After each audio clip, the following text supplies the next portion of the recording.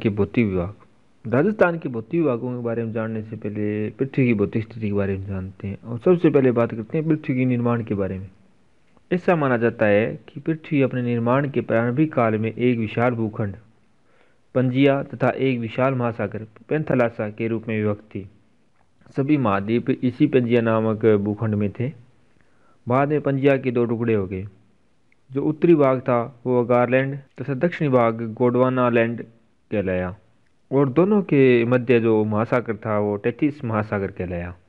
राजस्थान का पश्चिमी रेगिस्तान तथा उसमें स्थित खारे पानी की झीलें इसी महासागर का अवशेष मानी जाती हैं और राजस्थान का मध्यवर्ती तथा दक्षिणी पठारी भाग गोंडवानालैंड का अवशेष माना जाता है।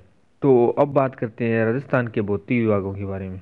किसी भी क्षेत्र को भौतिक अवस्था जैसे पहाड़, मिट्टी, नदी आदि के आधार पर विभिन्न भागों में बांट देना उस क्षेत्र के भौतिक विभाग कहलाते हैं। राजस्थान को 4 भौतिक विभागों में बांटा जा सकता है। तो सबसे पहले बात करते हैं पश्चिमी मरुस्थलीय प्रदेश की। राजस्थान में अरावली के पश्चिमी का क्षेत्र शुष्क तथा अर्धशुष्क मरुस्थल है, जिसे थार का मरुस्थल के नाम से जाना जाता है। यह विश्व का सबसे आबाद मरुस्थल है। यह राज्य के कुल क्षेत्रफल का 61% है, जिसमें राज्य की लगभग 40% जनसंख्या निवास करती है। शुष्क क्षेत्र होने के कारण इसमें क्षेत्रफल से कम जनसंख्या निवास करती है। प्राचीन काल में इस क्षेत्र से सरस्वती नदी बहती थी। इस नदी के मार्ग पर जैसलमेर जिले के चंदन गांव में चंदन नलकूप की स्थापना की गई है, जिसे थार का गढ़ा भी कहा जाता है। इस मरुस्थल का विस्तार बाड़मेर, जैसलमेर, बीकानेर, जोधपुर, पाली, जालोर, नागौर, सीकर, चूरू, झुंझुनू, हनुमानगढ़ व गंगानगर इन 12 जिलों में है। यह संपूर्ण क्षेत्र एक समान रूप से मरुस्थलीय नहीं है, इस कारण इसे 4 उप क्षेत्रों में बांटा जा सकता है। सबसे पहले बात करते हैं शुष्क रेतीला अथवा मरुस्थलीय प्रदेश की। यहाँ वार्षिक वर्षा का औसत 25 सेंटीमीटर से कम रहता है। इसमें जैसलमेर, बाड़मेर, बीकानेर एवं जोधपुर और चूरू जिलों के पश्चिमी भाग आते हैं। इन प्रदेशों में बालुका स्तूपों का विस्तार है। पश्चिमी रेगिस्तान क्षेत्र के जैसलमेर में सेवण घास के मैदान पाए जाते हैं, जो कि भूगर्भिक जल पट्टी के रूप में प्रसिद्ध है, जिसे लाठी सीरीज कहा जाता है। जैसलमेर जिले में लगभग 18 करोड़ वर्ष पुराने वृक्षों के अवशेष एवं जीवाश्म मिले हैं, जिन्हें अकाल वुड फॉसिल्स पार्क नाम दिया गया है। और अगली बात करते हैं लूनी ज्वाई बेसिन की। यह क्षेत्र अर्धशुष्क है। इसमें लूनी नदी एवं इसकी सहायक नदी ज्वाई व अन्य नदियाँ बहती हैं। इसका विस्तार जालोर, पाली, जोधपुर व नागौर जिले के दक्षिणी भाग में है।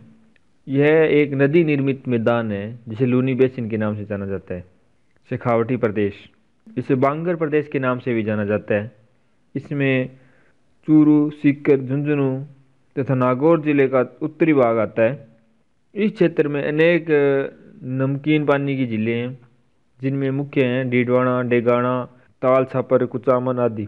और अंत में बात करते हैं घग्गर का मैदान की। गंगानगर व हनुमानगढ़ जिलों के मैदानी क्षेत्र का निर्माण घग्गर के प्रवाह क्षेत्र के बाढ़ से हुआ है। रेगिस्तानी क्षेत्रों में टिल्लों के बीच निवन भूमि में वर्षा के जल भरने से जो अस्थायी झीलें बनती है, उन्हें टाट या रन कहा जाता है। मरुस्थलीय क्षेत्रों में पवनों की दिशा में बने बालुका स्तूपों को अनुदैर्ध्य बालुका स्तूप कहते हैं। पवनों से समकोण पर या आड़े तिरछे बनने वाले स्तूपों को अनुदैर्ध्य बालुका स्तूप कहा जाता है। रेत की अर्धचंद्राकार स्तूपों को बरखान कहा जाता है। संपूर्ण रेतीला रेगिस्तान इरग कहलाता है। संपूर्ण पथरीला मरुस्थल हम्माद कहलाता है। रेतीला और पथरीला यानी मिश्रित मरुस्थल रेग कहलाता है। अब दूसरे नंबर पर बात करते हैं अरावली पर्वतीय प्रदेश की। अरावली पर्वतमाला राज्य के मध्य में स्थित है। यह विश्व की सबसे प्राचीनतम वलित पर्वतमाला है। यह पर्वत श्रृंखला दक्षिण पश्चिम से उत्तर पूर्व की ओर है। इसकी चौड़ाई व ऊंचाई दक्षिण पश्चिम से उत्तर पूर्व की ओर घटती जाती है। यह दक्षिण पश्चिम में गुजरात की पालनपुर से शुरू होकर उत्तर पूर्व में दिल्ली तक फैली है। राजस्थान में यह ब्रह्मखेड़ा सिरोही से खेतड़ी झुंझुनू तक फैली है। राजस्थान में इसकी लंबाई 550 किलोमीटर है, जो इसकी कुल लंबाई 692 का लगभग 80% है। इसकी औसत ऊंचाई 930 मीटर है। यह राज्य को 2 असमान भागों में बांटती है। इसका विस्तार राज्य के 7 जिलों सिरोही, उदयपुर, राजसमंद, अजमेर, जयपुर, दौसा और अलवर में है। यह राज्य के कुल क्षेत्रफल का 9.3% है। इसमें राज्य की कुल जनसंख्या की 10% जनसंख्या निवास करती है। अरावली पर्वतमाला को ऊंचाई के आधार पर 3 भागों में बांटा जा सकता है। इनमें सबसे पहले है दक्षिणी अरावली प्रदेश। इसमें सिरोही, उदयपुर और राजसमंद जिले सम्मिलित हैं। यह पूर्णतया पर्वतीय प्रदेश है। इसमें सिरोही के माउंट आबू क्षेत्र में स्थित गुरु शिखर राजस्थान की सबसे ऊंची चोटी है। यह हिमालय और नीलगिरी के बीच सबसे ऊंची चोटी है। जेम्स टोड ने इसे संतों का शिखर कहा। इसके अलावा इस क्षेत्र में कई अन्य चोटियां भी हैं, जैसे शेर, देलवाड़ा, जरगा, चलगढ़, कुंभलगढ़ आदि। इस पर्वत श्रृंखला में कई दर्रे या जिन्हें नाल कहते हैं। नाल या दर्रा पहाड़ी या पर्वतीय क्षेत्रों में पहाड़ों के बीच से बने मार्गों को कहते हैं। मुख्य दर्रे हैं झीलवा की नाल, जिसे पगले नाल भी कहते हैं। ये मारवाड़ से मेवाड़ जाने का रास्ता है। सोमेश्वर की नाल, हाथीगढ़ा की नाल, देसोरी की नाल एवं हल्दी घाटी दर्रा आदि मुख्य हैं। इन दर्रों के अलावा इस पर्वत श्रृंखला में कई पठार भी हैं। पठार पर्वतों के ऊपर की समतल भूमि होती है जो आसपास की भूमि से ऊपर उठी होती है। राजस्थान में सबसे ऊंचा पठार है उड़िया का पठार, जो कि सिरोही के माउंट में स्थित है। दूसरा सबसे ऊंचा पठार है माउंट आबू का। अब अगली बात करते हैं मध्य अरावली की। यह मुख्य रूप से अजमेर जिले में फैली है। इस क्षेत्र में पर्वत श्रेणियों के साथ घाटियां भी है। अजमेर के दक्षिण पश्चिम में तारागढ़ और पश्चिम में सर्पिलाकार पर्वत श्रेणियां नागपाड़ कहलाती है। इसमें प्रमुख दर्रे हैं परवेरिया, शिपुर घाट, सुरा घाट, देबारी, झीलवाड़ा, कच्छवाली, पीपली, अनरिया आदि। और अंत में बात करते हैं उत्तरी पूर्वी अरावली की। इस क्षेत्र का विस्तार मुख्य रूप से जयपुर, दौसा तथा अलवर जिले में है। इस क्षेत्र में अरावली श्रेणी लगातार न होकर दूर दूर हो जाती है। इस क्षेत्र में पहाड़ी की सामान्य ऊंचाई 450 से 700 मीटर है। इस क्षेत्र की मुख्य चोटियां हैं रघुनाथगढ़, खो, बिराज, बरवाड़ा आदि। अब आप बात करते हैं पूर्वी मैदानी भाग की। अरावली पर्वत के पूर्वी भाग और दक्षिण पूर्वी पठारी भाग से दक्षिण में पूर्व का मैदान स्थित है। यह मैदान राज्य के कुल क्षेत्रफल का 23.3% है। इसमें राज्य की 49% जनसंख्या निवास करती है। इस क्षेत्र में भरतपुर, अलवर, धौलपुर, करौली, सवाई माधोपुर, जयपुर, दौसा, टोंक, भीलवाड़ा तथा दक्षिण की ओर से डूंगरपुर, बांसवाड़ा तथा प्रतापगढ़ जिलों के मैदानी भाग सम्मिलित हैं। इस क्षेत्र का निर्माण नदियों द्वारा जमा की गई मिट्टी से हुआ है। इस कारण इसे नदी बेसिन प्रदेश भी कहा जाता है।